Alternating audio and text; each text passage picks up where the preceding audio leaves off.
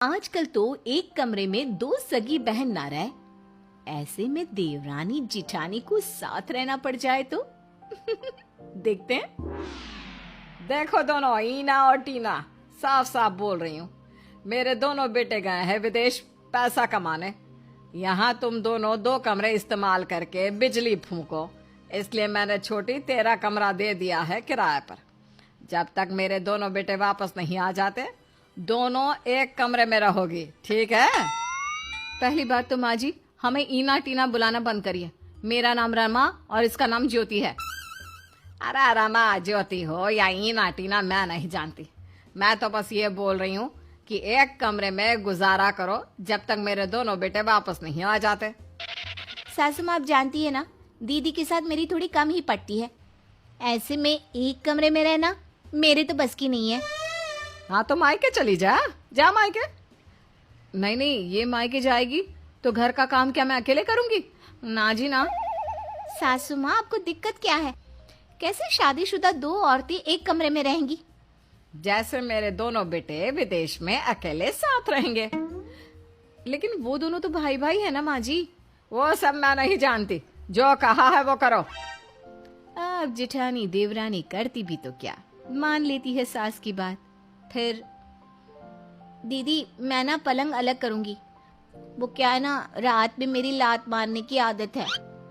हाँ, और लात खाने की भी। क्या क्या कहा? मैं किससे लात खाती हूँ? अरे मैं तो मजाक कर रही थी। वो क्या है ना, अच्छा ठीक है, अलग कर लो बस।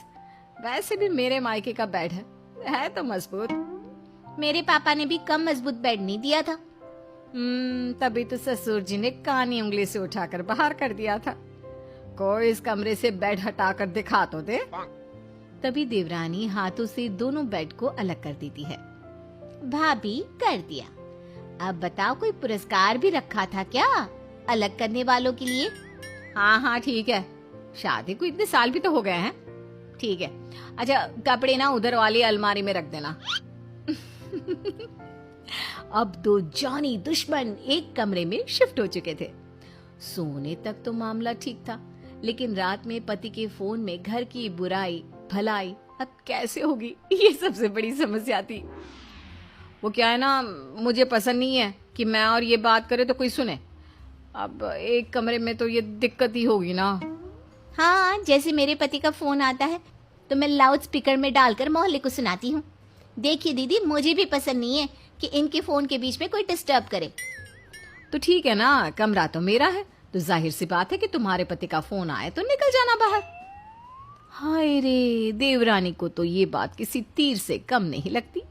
वो जोर जोर से चिल्लाती है और बाहर निकलकर अपने कमरे में जाती है, लेकिन उसके कमरे का दरवाजा कोई और औरत खोलती है। क्या है, कौन हो और क्यों चिल्ला रही हो मेरे कमरे के सामने? तेरे कमरे के सामने? अब ये मेरा कमरा है, चल निकल बाहर। ओए, पूरे 5,000 दिए इस कमरे के उस बुढ़िया को। और हाँ, मेरे पति के साथ मैं कोई बात कर रही हूँ। मुझे पसंद नहीं कि कोई मेरे पति और मेरे पीछे आए, समझी?